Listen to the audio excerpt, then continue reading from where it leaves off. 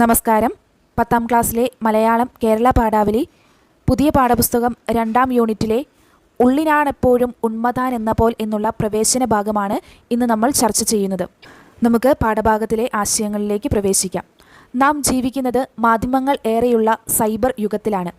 കയ്യിൽ mobile phone ഉള്ളിടത്തോളം കാലം നാം വാർത്തകൾ അറിയുന്നവരും വാർത്തകൾ നിർമ്മിക്കുന്നവരുമാണ്. ഈ യൂണിറ്റിൻ്റെ ശീർഷകം ഇത്തരമൊരു സൂചനയാണ് നമുക്ക് മുമ്പിൽ നൽകുന്നത്. അതായത് ഉത്തരാധുനിക യുഗത്തിലെ സർവ്വ മനുഷ്യരും മാധ്യമങ്ങളുടെ വലയത്തിലാണ്. മാധ്യമങ്ങൾ പറയുന്നതെന്തും സത്യമാണ് എന്ന് നാം കരുതുന്നു. മാധ്യമങ്ങളിൽ വരുന്ന വാർത്തകൾ സത്യമാണെന്നുള്ള നമ്മുടെ വിചാരത്തെ വിമർശനാത്മകമായി പരിശോധിക്കേണ്ടിയിരിക്കുന്നുവെന്ന് നമ്മെ ഓർമ്മപ്പെടുത്തുന്ന പാഠഭാഗമാണ് ഉള്ളിലാണെപ്പോഴും ഉന്മതാൻ എന്ന പോലെന്നുള്ള പ്രവേശന ഭാഗം. ഈ 2ാം യൂണിറ്റിലെ പ്രവേശന ഭാഗത്ത് നൽകിയിരിക്കുന്ന ചിത്രത്തെ നമുക്കൊന്ന് ആഴത്തിൽ പരിശോധിക്കാം. ഈ ചിത്രം നമ്മോട് പറയുന്നത് എന്തെല്ലാമാണ്? ചിത്രം ഒരു കണ്ണടയാണ്. കണ്ണടയിൽ ഒരു ഗ്ലാസ് വലുതും മറ്റൊന്ന് ചെറുതുമാണ്. വലിയ കണ്ണടയ്ക്കുള്ളിൽ ക്യാമറ കാണാം. ആ ക്യാമറയ്ക്കുള്ളിലും ഒരു കണ്ണുണ്ട്. ചെറിയ ഗ്ലാസ് ചിതറിയതാണ്, എന്നാൽ അതിലും ഒരു കണ്ണുണ്ട്. ഈ കണ്ണിൽ രക്തപ്പാടുകൾ കൂടി നമുക്ക് കാണുവാനായി കഴിയുന്നുണ്ട്. ഇവയെല്ലാം ഈ ചിത്രത്തിലേക്കുള്ള ഒറ്റ നോട്ടത്തിൽ നിന്നും വായിച്ചെടുക്കാനാവുന്നവയാണ്. ഇതിനപ്പുറം മറ്റെന്തെല്ലാം ചിന്തകളാണ് ഈ ചിത്രം നമുക്ക് നൽകുന്ന സന്ദേശങ്ങൾ? ചിത്രത്തിലെ വലിയ കണ്ണടയിൽ കാണുന്നത് ക്യാമറയാണ്.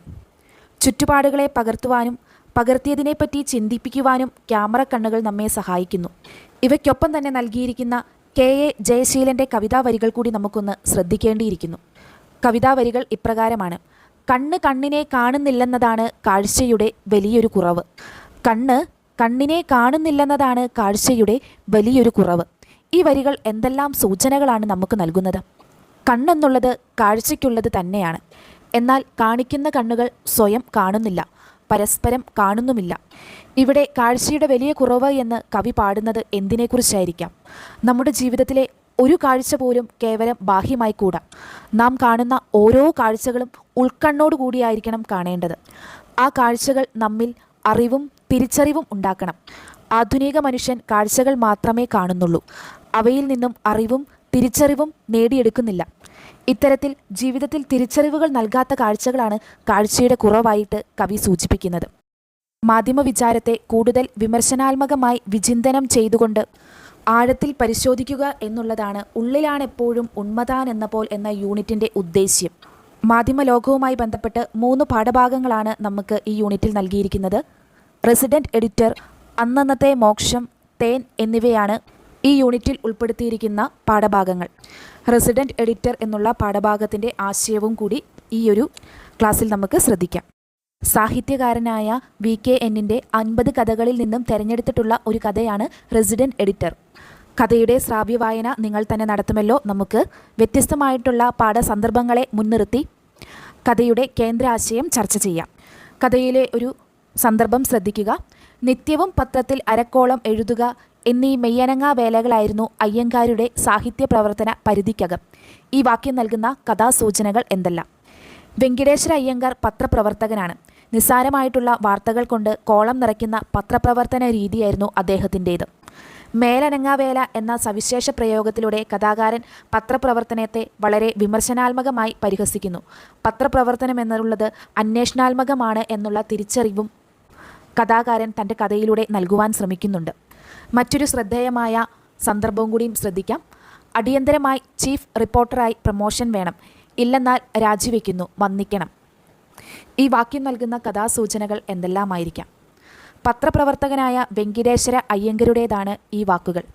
ലാൽ ബഹദൂർ ശാസ്ത്രികളെക്കുറിച്ച് ഒരു കവർ പേജ് തയ്യാറാക്കി ഇൻക്രിമെൻറ്റും പത്രാധിപരുടെ സന്തോഷവും നേടിയെടുത്ത അയ്യങ്കാർ കൂടുതൽ ഉയർന്ന പദവി ആവശ്യപ്പെട്ടുകൊണ്ട് പത്ര ഉടമയെ സ്വകാര്യമായി കണ്ട് രാജിവെക്കുമെന്ന് ഭീഷണിപ്പെടുത്തുന്നു.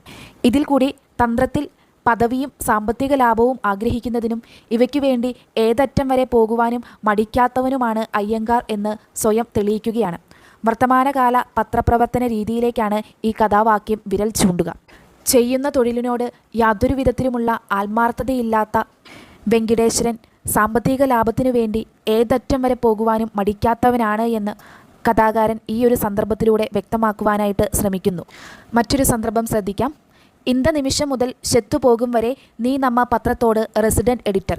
ഈ കഥാസന്ദർഭത്തിൻ്റെ പ്രത്യേകതകൾ എന്തെല്ലാം? പത്രാധിപരായ പുണ്യതീർത്ഥ സ്വാമികളുടെ വാക്കുകളാണിവ. ഫലിതവും മൂർച്ചയേറിയ പരിഹാസവും ഈ വരികളിൽ തെളിഞ്ഞുവരുന്നു. തമിഴും മലയാളവും കലർന്നതും കഥാപാത്രത്തിന് അനുയോജ്യവുമായിട്ടുള്ള ഭാഷാപ്രയോഗവും നമ്പ്യാർ ശൈലിയെ ഓർമ്മപ്പെടുത്തുന്ന രീതിയുമാണ് ഈ കഥാസന്ദർഭത്തിൻ്റെ പ്രത്യേകതകൾ.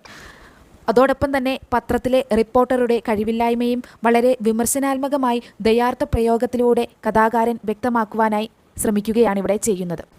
റെസിഡന്റ് എഡിറ്റർ എന്നുള്ള ഈ കഥയിൽ കടന്നുവരുന്ന മാധ്യമങ്ങളുമായി ബന്ധപ്പെട്ടുള്ള പദങ്ങൾ ഏതെല്ലാമാണ്?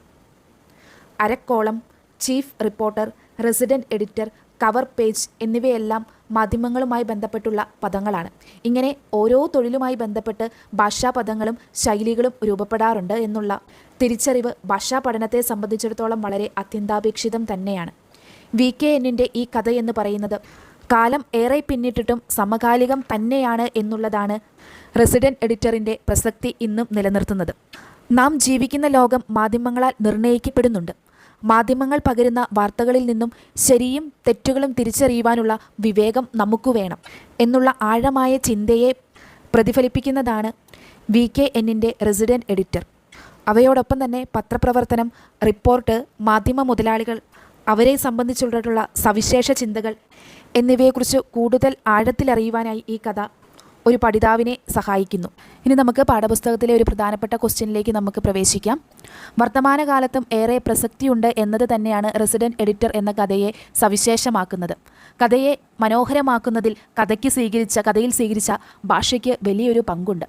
ഭാഷയും ഭാഷാപ്രയോഗങ്ങളും ഭാഷാ വസ്തുതകളും തിരിച്ചറിയുമ്പോഴാണ് ഏതൊരു സാഹിത്യ പഠനവും ഭാഷാ പഠനവും പൂർണ്ണമാവുക. ഒരു ക്വസ്റ്റ്യൻ നമുക്ക് ശ്രദ്ധിക്കാം. പത്രസ്വാമി ഉത്തരവായി, പിന്നെ രണ്ടുപേരും താഴെ ഇറങ്ങി. പത്രസ്വാമി ഉത്തരവ് ആയി, പിന്നെ രണ്ടുപേരും താഴെ ഇറങ്ങി.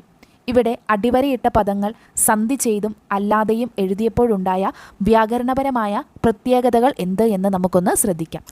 ഉത്തരവ്, ആയി എന്നീ പദങ്ങൾ സന്ധി ചെയ്തെഴുതിയപ്പോൾ സംവൃതോകാരം ലോപിച്ചുപോയി.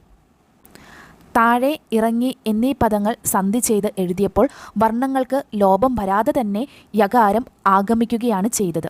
ഉത്തരവായി എന്നത് ലോപസന്ധിയും താഴെ ഇറങ്ങി എന്നത് ആഗമസന്ധിയുമായത് ഈ പദങ്ങളിലെ വ്യാകരണപരമായ പ്രത്യേകതകളായിട്ട് നമുക്ക് കാണുവാനായി സാധിക്കും. ഉള്ളിലാണെപ്പോഴും ഉന്മതാൻ എന്നപ്പോൾ എന്ന പ്രവേശക ഭാഗത്തിൻ്റെയും റെസിഡന്റ് എഡിറ്റർ എന്നുള്ള കഥയുടെയും കേന്ദ്ര ആശയങ്ങൾ നിങ്ങൾക്ക് മനസ്സിലായി കാണുമെന്ന് വിശ്വസിക്കുന്നു. നന്ദി.